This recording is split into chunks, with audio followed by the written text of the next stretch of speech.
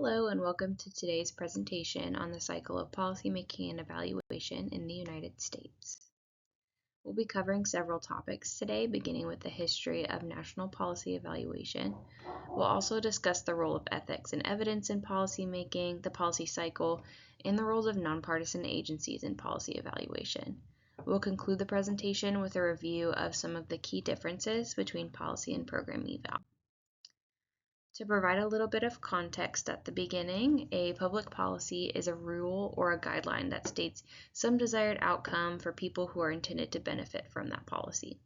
Public policies also contain guidance on how the rule or outcome is to be achieved. In the U.S., policy evaluation involves the systematic assessment and judgment of the extent to which a policy's implementation achieves that intended outcome and the extent to which its guidelines are followed. While public policy evaluation is ancient in origin, in the United States, national level policy evaluation didn't arise as a professional field until the mid-1900s. The U.S. Department of Health, Education, and Welfare first published guidelines for policy evaluation in 1959, following major policy initiatives like the Elementary and Secondary Education Act and the Great Society legislation. But it wasn't until the 1960s and 70s, when expenditures on federal programs and policies rose exponentially, that policy evaluation expanded from financial auditing to systematic data-driven evaluation of the policy's effectiveness. Professional evaluation organizations formed in the 1970s, and today continent-wide organizations exist around the world to promote international policy eval. Today, public policy evaluation faces spreading perceptions that government policies don't work, as well as growing cynicism against objective facts, challenges which pose threats to effective policymaking, implementation, and evaluation. U.S. Congress authorized the 2016 Commission on Evidence-Based Policymaking, a national effort to develop a modern strategy for policymaking and evaluation, taking these modern-day challenges into consideration. In today's policy environment, ethics and evidence are critical components to developing high-value, high-impact policies. First, policymaking needs to be ethical. It's critical for policymakers to ask questions like, who will benefit from this policy? Will anyone be harmed or excluded? Will this policy produce the greatest good for the most people compared to other options, in order to identify a policy option with the greatest potential impact? Additionally, it's critical that policies be developed independently of influence by individuals or organizations that have a vested interest in supporting or opposing a given policy approach. Independent, nonpartisan policy development promotes policies designed to serve the public good rather than to achieve benefits for a vested group. In addition to being ethically rooted, policymaking needs to be evidence-based. Policy should be informed by ethical research that produces accurate data about the populations they're intended to serve, about successful policies and practices, and evaluation of past policy. Examples of evidence include data on the costs and benefit of policies with demonstrated success. Policy evaluation involves the assessment of a policy's outcome to determine its impact, identify weaknesses, and make adjustments to increase its effectiveness. This process takes place through a 5-step policymaking cycle. Agenda setting is the first step in the policymaking cycle. At this step, policymakers identify and prioritize problems that require government response. Policy agendas are developed based on factors like urgency, interest, and feasibility. During the policy formulation step, policymakers research policy solutions and gather stakeholder input to develop and recommend feasible options. Next, legislative and executive bodies approve and enact policies.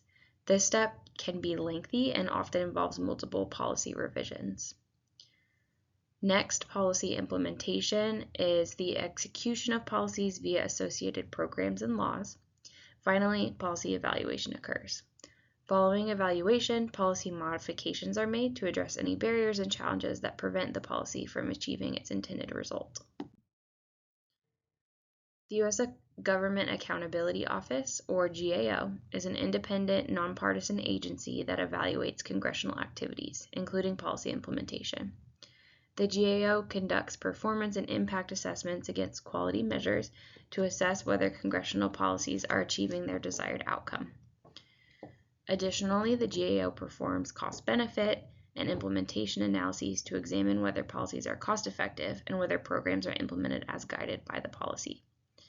Finally, the GAO develops best practice guides to be used by Congress and other federal agencies for auditing and evaluation of their policy. These activities provide factual, non-biased information to Congress to aid in policymaking and drive policy change. The Congressional Budget Office, or CBO, is another independent, nonpartisan agency that participates in policy evaluation through budget and economic policy review. Some of the CBO's key activities include monthly budget reviews, which includes analysis of federal spending and revenue totals to ensure policies are fiscally responsible. In line with monthly budget reviews, we also have scorekeeping reports, which provide information about whether legislative policies align with the budget resolution put in place by Congress. Additionally, the CBO conducts analytic reports under the direction of Congress, which provide committees with a set of options for policy changes, focusing especially on economic policy. Similarly, working papers provide in-depth technical information and independent research related to CBO analyses to promote transparency in policy evaluation. Policy and program evaluation involve the systematic investigation to assess a program or policy's actual outcomes against its intended impact. While both involve similar types of analysis, there are key differences distinguishing policy evaluation from program evaluation. First, policy evaluation focuses on macro-level issues, such as the laws, systems, and frameworks that impact its implementation and efficacy. Program evaluation, on the other hand, emphasizes the micro-level, so it examines the implementation details of a program. Policy evaluation uses a wider scope of data, often integrative research and data from beyond the implementation context. Program evaluation, rather, is focused more specifically within the context of the program, typically only collecting and analyzing data to measure actual program outcomes. When policy evaluation reveals a failure to achieve desired results, the policy-making cycle typically has to begin again with revisions or rewrites of the original policy. Conversely, program evaluation more often leads to smaller programmatic revisions without the need to discontinue or completely redesign a program. Thank you so much for attending today's presentation. I hope that you learned a little bit more about policymaking and evaluation here in the United States.